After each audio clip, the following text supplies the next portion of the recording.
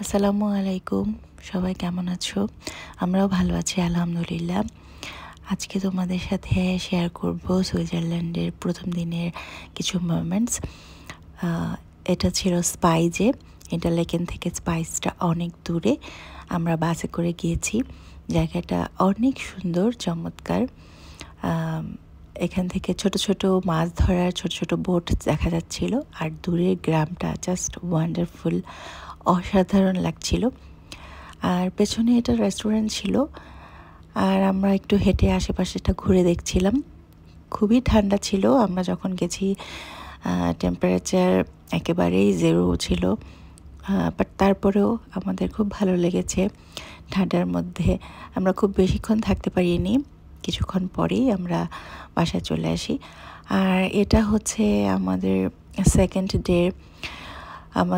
ডের moment. Second ডেতে আমরা এই ইয়ারটাতে করে ঘুরে বেরিয়েছি। এটা আমরা আগে থেকেই বুকিং দিয়ে গিয়েছিলাম। এটাতে করে আমরা 4টা থেকে 5টা স্পট ঘুরে বেড়াবো, ইন্টারলেকেন থেকে স্পাইস পর্যন্ত। তো আমরা সকালবেলা রেডি হয়ে বের হলাম। তো এই ইয়ারটা করে আমরা সুইজারল্যান্ডের ভিউটা এনজয় করব। তো যাই হোক, আমাদের বেশ ভালো লেগেছে। এটা খুবই চমৎকার একটা অনুভূতি ছিল।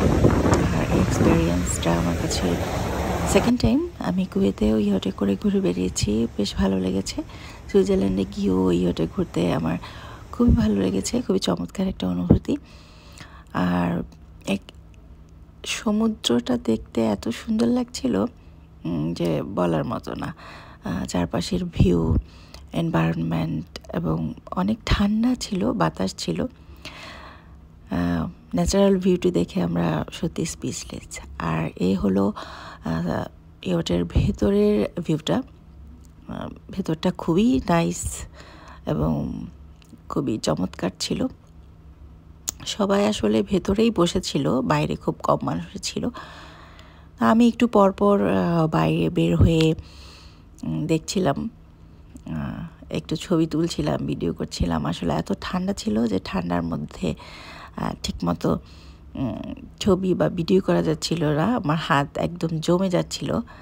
বাট তারপরেও আসলে আর কখনো যাওয়া হবে কিনা জানি না, আর কখনো দেখা হবে কিনা জানি না, বাট তারপরও এত সুন্দর অনুভূতি বা এত সুন্দর একটা এক্সপিরিয়েন্স আমি কখনোই মিস করতে চাচ্ছিলাম না। তো ভালো থেকো সবাই, দেখা হবে নেক্সট ভিডিওতে।